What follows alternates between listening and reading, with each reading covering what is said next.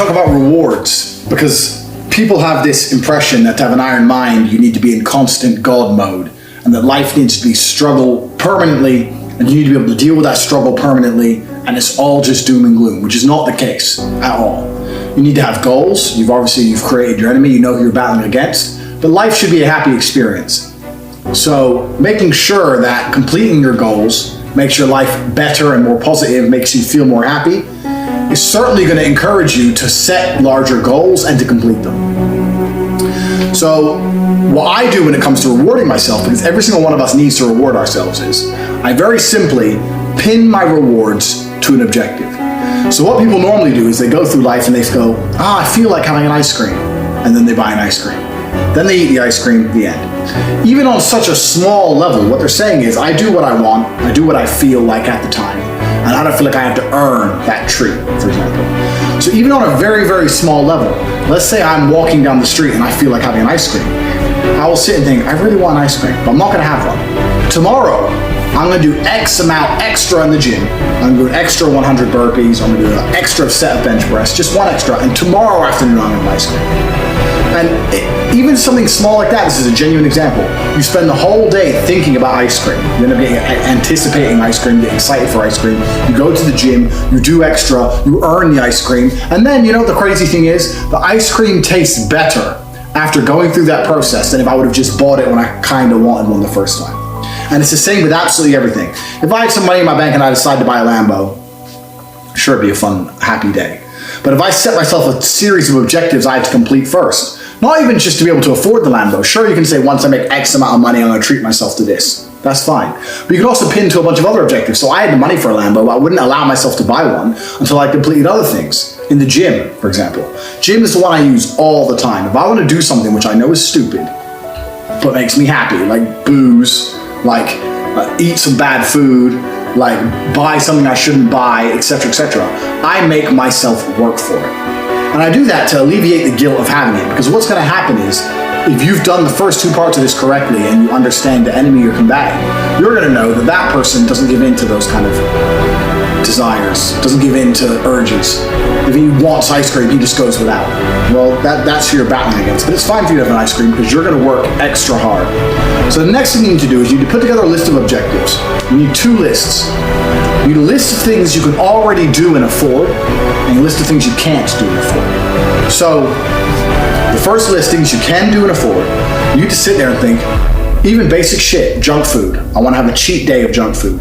To allow myself to have that cheat day of junk food on the 7th day of the week, on the 6 days of the week, I'm going to get up at 6 o'clock, I'm going to go to the gym, and I'm going to train for an hour and a half. I'm not going to leave the gym until 7:30. I'm going to be there at 6 o'clock every day. And unless you complete those 6 days, unless you complete the objectives, you're not going to give in and allow yourself the 7th. And I'm telling you, the 7th day, if you finally do complete the objectives and then you're sitting there eating the junk food, it will be so much better once you've earned it.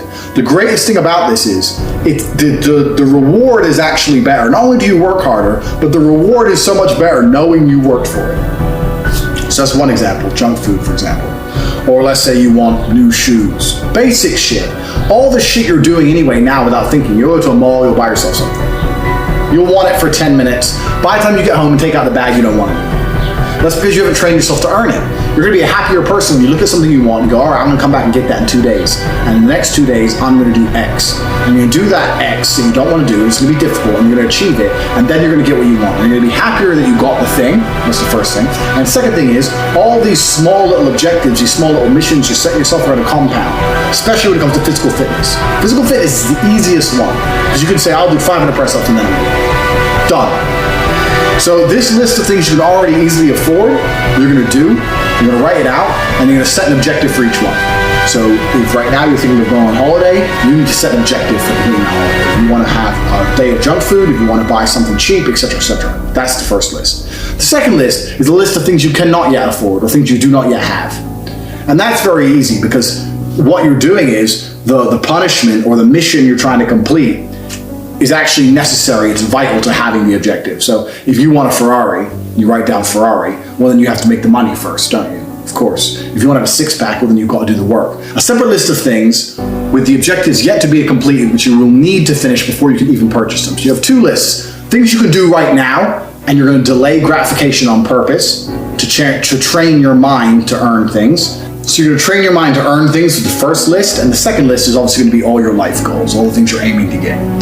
The first list is actually the most important. The second list is just going to be a general motivation. Everyone wants to have a Ferrari and a mansion, of course. It's good to write those things down. You may never even get them. It's the reality of the world. You know, you may get halfway there and still be a very happy, contented person. So this is a dream list, but that's good to have. But the first list is the most important because you're going to learn to delay gratification. You're going to learn to train yourself to make yourself work for the things you want. Things you already can do, you're going to start putting an objective. You're going to start putting a goal in the way. So people say to me often, well, how do you find the motivation to do this? It's like, well, if I don't do that, I won't allow myself to do that. Why? How do you find the motivation to do X? If I don't do X, I won't allow myself to do Y. So for example, I train 7 days a week. Some days I wake up and I cannot be asked. I ache, I'm tired, I've got a super busy day, I don't want to go to the gym, my phone's already going off, I've got shit to do.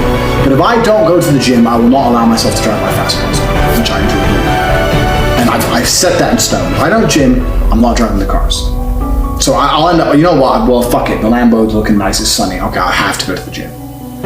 You have to learn to put objectives in the way of the things you want. And if you complete the objectives, then you can have what you want. Now, the most important thing about this list is also you need to write down all the times you fail.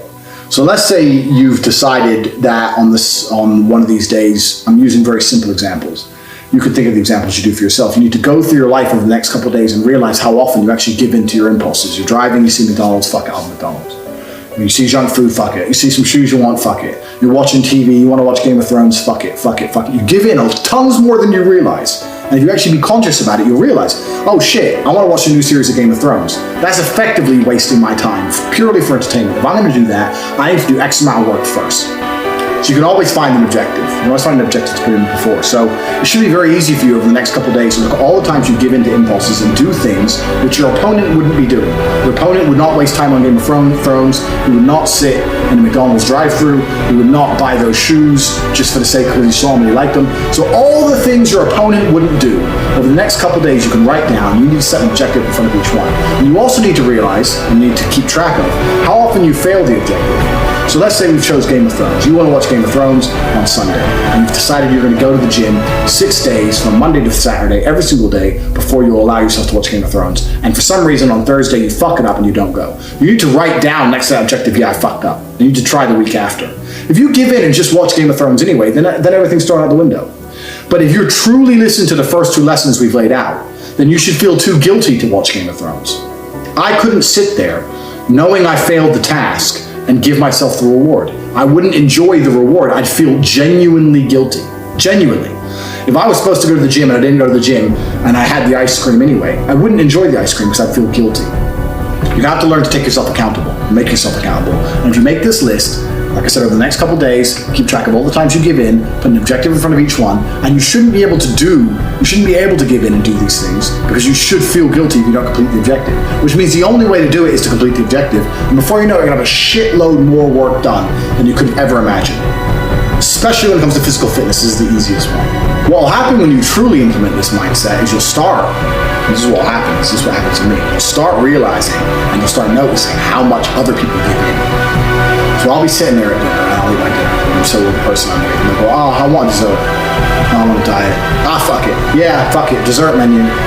And you'll start realizing how quickly, how easily other people give in to impulses. They'll be in the mall, they'll look at something, I want it, yeah, I'll buy it. Okay, yeah, fuck it. And you'll also notice how it doesn't fulfill them whatsoever. The first thing that happens when you take this step back and put these objectives in place is, 1, you notice how people give in so easily, and 2, you notice how much it doesn't actually fulfill them. They want the dessert, they eat the dessert. Are they happy afterwards? Are they smiling? Are they ecstatic? Or do they feel the same as you do? Except they've got a fucking stomach full of sugar and you don't. Most people, because they give in to their impulses so easily, they're not even happy with them. This is the reality of the world. People buy shit they don't want, do shit that they don't even fucking like doing, eat crap. They go, oh, I really want that, and they eat it and they feel like shit afterwards. It's all asinine. It's all inane. When you truly implement this system, you're going to start noticing how easily others give in. And what it's going to start to do is, it should motivate you further. When I'm walking through the mall and someone gives in and does some dumb shit they shouldn't do, it motivates me to make sure I'm never like that. Literally, when they buy that t-shirt and then they go home, by the time they get home, they just throw it on the couch and throw the bag on the couch, throw it in the wardrobe, and just carry on playing video games or whatever they're doing. And what a waste of money. They don't give a fuck. They don't give a fuck about that t-shirt. It made them happy for maybe 6 minutes. Maybe. if you only got 6 minutes of happiness out of a t-shirt, but it inspired you to go to the gym beforehand, then it's worthwhile. Then the t-shirt now has a purpose. But just to buy it for the sake of feeling a little bit happier for a few minutes to throw it in your wardrobe, absolutely not worthwhile. So there's a huge difference between the two.